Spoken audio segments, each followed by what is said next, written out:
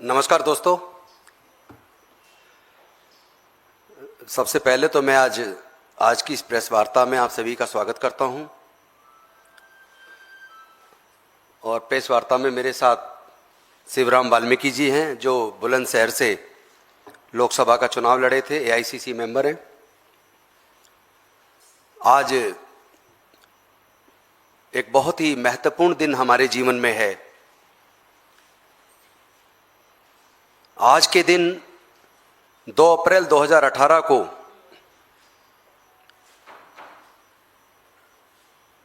Prevention of SC/ST atrocities act 1989 पर जब supreme court ने एक जजमेंट दिया और उस एक्ट को डाइल्यूट करने की बात आई, तो prevention of SC/ST atrocities act को बचाने के लिए पूरे देश के अंदर SC/ST के युवाओं ने संवैधानिक तरीके से एक बहुत बड़ा आंदोलन किया। और उस आंदोलन में पुलिस की गोली से और दरिंदों की गोली से, जातिवादी गुंडों की गोली से टोटल हमारे 14 बच्चों की जान गई। जो आप स्क्रीन पे देख रहे हैं वो 14 बहुजन समाज के SC/ST के वो शहीद हैं, जिन्होंने SC/ST एक्ट को बचाने के लिए आंदोलन के अंदर जो शहीद हुए, अपने प्राणों की आहुति दी। और ये आंदोलन बेहद शांतिपूर्वक तरीके से किया गया था पूरे देश में। इस आंदोलन के तुरंत बाद सरकार दबाव में आई और उन्होंने सुप्रीम कोर्ट में रिव्यू पिटीशन लगा के इस एक्ट को बचाने का काम किया था। तो सबसे पहले तो मैं अपने उन 14 शहीदों को अपनी श्रद्धांजलि अर्पित करता हूं। लेकिन सवाल यह है कि आखिर कब तक हमारे लोगों के ऊपर जुल्म और अत्याचार होते रहेंगे। कब एक तरफ यूनिवर्सिटीज के अंदर हमारे लोगों को प्रताड़ित किया जाता है, वाइवा में फेल किया जाता है, इंटरनल एग्जाम्स में कम नंबर दिए जाते हैं, उनको इतना प्रताड़ना की जाती है कि कई बार वो सुसाइड के लिए मजबूर होते हैं। आखिर कब तक रोहित वेमुला, पायल तड़वी या इस तरह के लोग अपनी जान गंवाते रहेंगे। दूसरी तरफ इतने जुल्म सितम के बाद, और जहां हम देख रहे हैं यूनिवर्सिटीज के अंदर विशेष तौर पर हमारे काबिल बच्चों को NFS करके नौकरी में आने से रोका जाता है, जबकि वो PhD किए हुए हैं, JRF और नेट दोनों किए हुए हैं। उसके बाद भी अभी आपने हरियाणा का रिजल्ट देखा होगा, इंग्लिश के असिस्टेंट प्रोफेसर की पोस्ट पे 120 पोस्ट थी। और अनुसूचित जाति के अंदर 2 भाग में 60 एक ग्रुप में, 60 दूसरे SC के ग्रुप में। एक ग्रुप में से 1 बच्चे को लिया, दूसरे ग्रुप में से केवल 2 बच्चों को लिया। यानी 120 वैकेंसी के अगेंस्ट केवल 3 बच्चों को लिया और 117 को नोट फाउंड सुटेबल करके निकाल दिया। या इतने उस पर कट ऑफ मार्क्स इस तरह का रख दिया, क्वालिफाइंग मार्क्स, ताकि ऐसे बच्चों को आगे बढ़ने से रोका जा सके। तो एक तरफ तो NFS करके या दूसरे माध्यमों से प्रताड़ना की जाती है, रोका जाता है।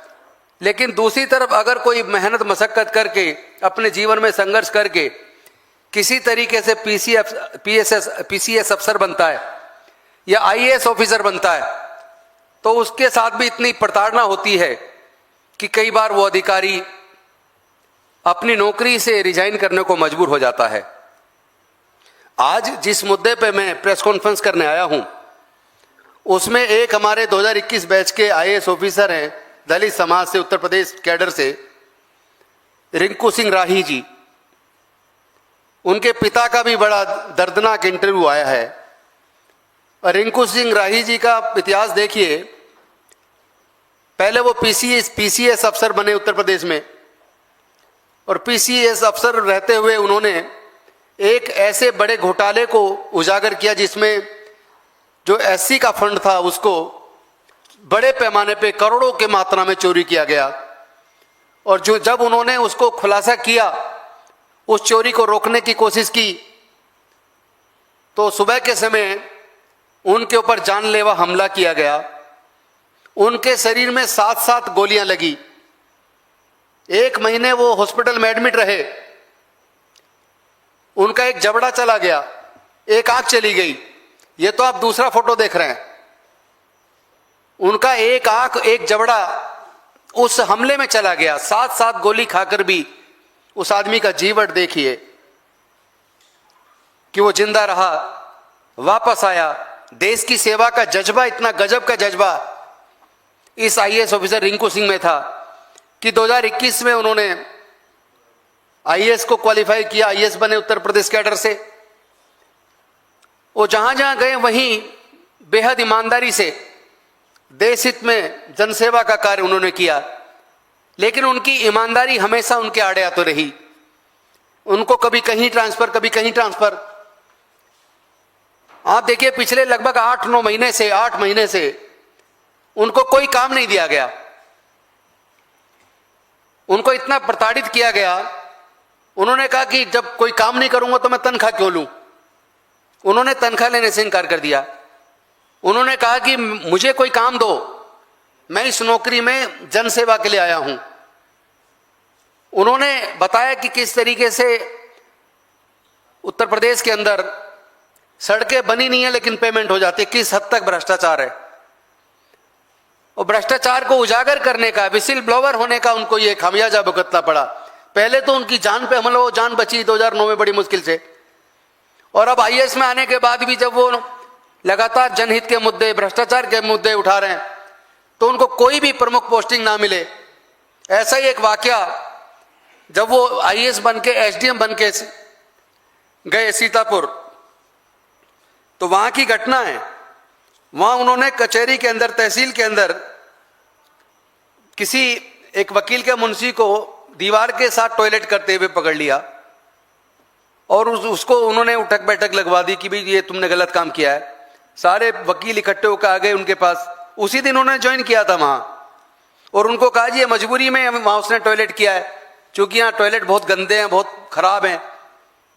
तो उसने कहा भाई चूंकि अब मैंने आज चार्ज लिया है और ये मैं मानता हूं कि ये मेरी जिम्मेदारी है, और मैं आपके सामने उठक बैठक लगा के स्वीकार करता हूं कि ये प्रशासन की गलती है, और चूंकि मैं खुद ही एसडीएम यहां आज मैंने ज्वाइन किया तो मैं इसे अपनी गलती मान लेता हूं। इतने ईमानदार अधिकारी कहीं मिलेंगे? और उस अधिकारी को 8 महीने से कोई काम नहीं दिया गया। उन्होंने तनख्वाह लेने से मना कर दिया और उसके बाद रेवेन्यू परिषद में उनको लगा दिया ताकि वो साइड में पड़े रहें। उन्होंने अभी 2 दिन पहले टेक्निकल रिजाइन कर दिया।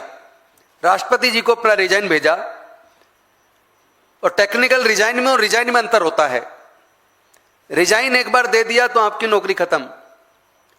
टेक्निकल रिजाइन दिया कि मैं पहले पीसीएस था, अगर मुझे यहां काम नहीं दे रहे तो मैं यहां क्या करूंगा, आप मुझे वापस मेरे पुराने पीसीएस वाली नौकरी में भेज दीजिए या मुझे काम दीजिए। उनका जब पत्रकारों ने इंटरव्यू लिया तो मैं उसके कुछ चंद हिस्से आपको पढ़ के सुनाना चाहता हूं। उनसे पूछा गया क्या पोस्टिंग के लिए आपको प्रताड़ित किया गया? तो उन्होंने कहा मुझे प्रताड़ित नहीं किया गया, मैं व्यक्तिगत रूप से बहुत खुश हूं, घूमने फिरने का समय मिल रहा है। मैं नौकरी व्यक्तिगत सुविधा के लिए नहीं बल्कि लोगों की सेवा के लिए करने आया हूं। यह नैतिक मामला है, मेरे आदर्श और सिद्धांत आड़े आ रहे हैं। फिर उनसे एक सवाल किया गया, कभी आपने पोस्टिंग के लिए मुख्य सचिव से संपर्क किया? तो उनका जवाब सुनिए। उन्होंने कहा जिन्हें पोस्टिंग की चाहत होती है वे अधिकारियों से मिलते हैं, मुझे पोस्टिंग की चाहत नहीं है, कोई भी काम दें, मुझे सिर्फ काम करना है। यह उनकी ड्यूटी है कि मेरी पोस्टिंग करनी कहां करनी है, मैं उन्हें क्यों बताने जाऊं? भाई मैं अधिकारी हूं, सेलेक्ट होकर आया हूं, तो मुझे कोई काम दो। उसने चाहत नहीं रखी कि मुझे कोई बहुत अच्छी पोस्टिंग दो। उसकी ईमानदारी देखिए, काम करना चाह रहा, लेकिन उसको 8 महीने से बिठा के रखा। उनसे एक सवाल किया गया, आपने लिखा कि भ्रष्टाचार का समानांतर तंत्र चल रहा है, इसका आधार? तो वो जवाब देते हैं बिल्कुल सही कहा है। आप देखते होंगे कि कई जगह सड़क नहीं होती, लेकिन कागजों में सड़क बन चुकी होती है, पेमेंट हो चुकी होती है। यह भ्रष्टाचार का तंत्र है जिससे राजनीतिक लोग भी परेशान हैं। दूसरा उनसे सवाल किया गया, इस भ्रष्टाचार के तंत्र का कौन चला रहा है? तो उन्होंने जवाब दिया, ब्यूरोक्रेसी ही इस भ्रष्टाचार का तंत्र चला रहा है, बिना पैसा दिए यह तंत्र चलता ही नहीं है। जब कागजों में ही काम हो रहा है तो इसका क्या मतलब? और 8 महीने से लगातार उनको कोई काम नहीं। इसका मतलब यह हुआ कि अगर कोई अधिकारी भ्रष्टाचार के खिलाफ आवाज उठाता है, जनता के लिए काम करना चाहता है, जिसने एक विसिल ब्लोवर की तरह पीसीएस अफसर रहते हुए सैकड़ों करोड़ों की चोरी को पकड़ा हो और उसके बदले में उसके ऊपर जानलेवा हमला हो, 7-7 गोलियां खाई हो, ऐसे ईमानदार अधिकारी क्या इस देश को नहीं चाहिए? क्या ईमानदार अधिकारियों को और दलित होने की उसको सजा दी जाएगी? एक दलित आईएएस ऑफिसर जो देश सेवा के लिए नौकरी में आया, सोच के देखिए 2009 में कहा वो पीसीएस थे, और फिर लेकिन उसका काम करने का जज्बा था कि उन्होंने 2021 में फिर आईएएस में आके सेलेक्ट करके आए, और लेकिन अब उनको 8 महीने से काम नहीं है। तो मैं आज ये मांग करता हूं देश के राष्ट्रपति जी से कि राष्ट्रपति जी, उनका टेक्निकल जो इस्तीफा है उसको स्वीकार ना किया जाए, यूपी की सरकार को डायरेक्शन दी जाए कि उनको काम दिया जाए। उनको उनकी ईमानदारी का उनको मिलना तो रिवार्ड चाहिए, लेकिन रिवार्ड की बजाय पनिशमेंट क्यों? और दूसरा एक मांग मैं आज और देश के प्रधानमंत्री जी से करना चाहता हूं, और वो जो मेरी मांग है वो ही मांग हमारे नेता न्याय योद्धा आदरणीय राहुल गांधी जी ने मेल करके चिट्ठी के माध्यम से देश के प्रधानमंत्री जी से भी की है आज, कि SC/ST prevention of atrocities act को डाइल्यूट करने के खिलाफ संवैधानिक तरीके से भारत के अनुसूचित जाति जनजाति के युवाओं ने 2 अप्रैल 2018 को आंदोलन किया था। उस आंदोलन में 14 बच्चों की जान गई थी, लाखों बच्चों को के ऊपर पूरे देश में मुकदमे दर्ज हुए, हजारों की मात्रा में बच्चे जेल गए। अभी भी लाखों बच्चे कोर्ट कचहरी के चक्कर काट रहे हैं। उनके भविष्य का सवाल है। वो कोई चोर डकैत अपराधी नहीं है। उन्होंने तो केवल एट्रोसिटी एक्ट को बचाने के लिए संवैधानिक तरीके से आंदोलन किया था। आदरणीय राहुल गांधी जी ने चिट्ठी के माध्यम से प्रधानमंत्री जी से निवेदन किया है कि गृह मंत्री जी को आप डायरेक्शन दें कि पूरे देश से उन बच्चों के खिलाफ चल रहे वो केस वापस होने चाहिए, वो केस वापस लिए जाए। और जहां जहां कांग्रेस की सरकार है उनके मुख्यमंत्रियों को भी अभी 2-3 दिन पहले राहुल जी ने उन मुख्यमंत्री को भी उन्होंने चिट्ठी लिखी है और उनसे भी निवेदन किया है कि चूंकि ये संवैधानिक तरीके से लड़ाई को लड़ना का काम किया गया एट्रोसिटी एक्ट को बचाने के लिए, वो कोई अपराधी नहीं है, उनके इसको तुरंत वापस लेने की प्रक्रिया शुरू की जानी चाहिए। तो मैं देश के प्रधानमंत्री जी से, गृह मंत्री जी से, राष्ट्रपति जी से निवेदन करूंगा कि वो उन बच्चों के खिलाफ जो मुकदमे चल रहे हैं, वो लगातार लगभग 8 साल से कोर्ट कचहरी के चक्कर काट रहे हैं। उन्होंने कोई अपराध नहीं किया था, वो कोई अपराधी नहीं है, गुंडे बदमाश नहीं है। उन्होंने केवल एट्रोसिटी एक्ट को बचाने के लिए आंदोलन किया था, संवैधानिक तरीके से आंदोलन किया था। उनके ऊपर चल रहे केस वापस होने चाहिए और आईएएस रिंकू सिंह जी, राही जी को ससम्मान उनको वापस, उनके इस्तीफे को स्वीकार ना करते हुए वापस उनको नौकरी दी जाए और उनको कोई काम, महत्वपूर्ण जिम्मेदारी जो सरकार के सबसे संवेदनशील जो विभाग हो, क्योंकि ईमानदार अधिकारी ही इस देश को बनाने का काम कर सकते हैं। तो अधिकारी ईमानदार है तो उसको रिवार्ड दिया जाए, ना कि पनिशमेंट दिया जाए। बहुत बहुत धन्यवाद, शुक्रिया आपका। आप कोई सवाल पूछना चाहे तो पूछ सकते हैं। सर, हरियाणा कैडर के वाई पूर्ण सिंह जी भी सुसाइड कर लिए थे।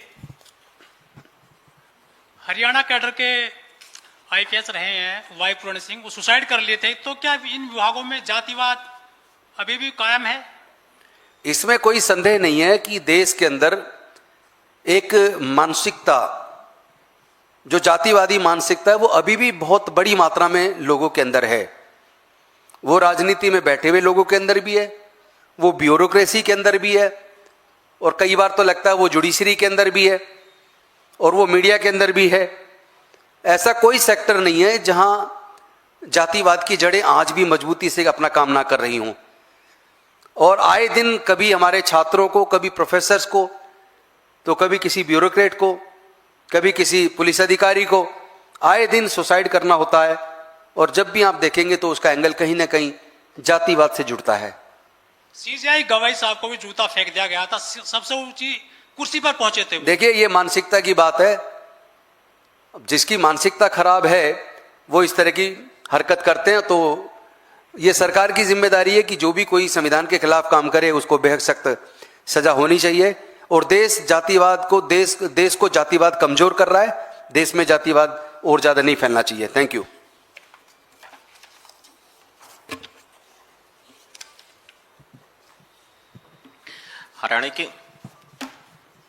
हरियाणा की लगातार अगर कुछ भर्तियों को देखें तो एनएफएस या नो कैंडिडेट सेलेक्ट करके उनको हटा दिया। जैसे अभी 140 थे, शायद 17 ही सेलेक्ट हुए, कुछ नहीं हुए। तो कांग्रेस का क्या स्टैंड है? इस तरह से लगातार एक तरफ जितने लोग हैं जो सवर्ण वर्ग से आते हैं वो बयान देते हैं कि SC ST वाले लोग हैं वो हमारा हक खाते हैं, -40 सिलेक्शन हो जाता है, ये तमाम बातें चलती हैं। लेकिन जब प्रैक्टिकली जाके देखते हैं तो वाइवा में उन्हें फेल कर दिया जाता है और फाइनली सिलेक्शन लिस्ट में कम नंबर आता है। ये एक सच है, इसको झुटलाया नहीं जा सकता।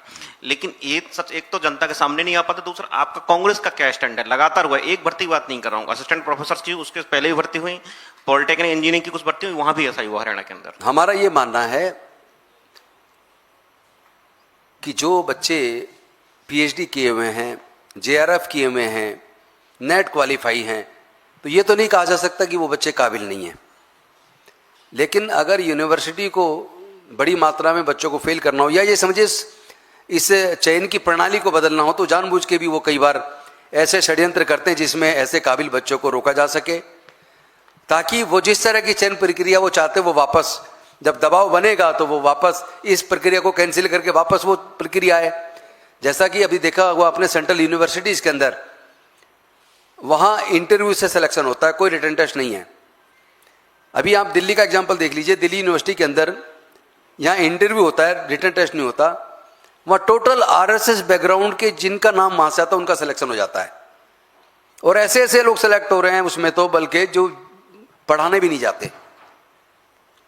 प्रक्रिया ईमानदार हो तो चयन अच्छा ईमानदार होता है, प्रक्रिया गलत हो तो इसका तो और भी ज्यादा दुरुपयोग होता है, जैसे दिल्ली यूनिवर्सिटी और सेंट्रल यूनिवर्सिटीज के अंदर हो रहा है। लेकिन चयन प्रक्रिया ईमानदार होनी चाहिए और काबिलियत को दरकिनार करना कदापि देश हित में नहीं है।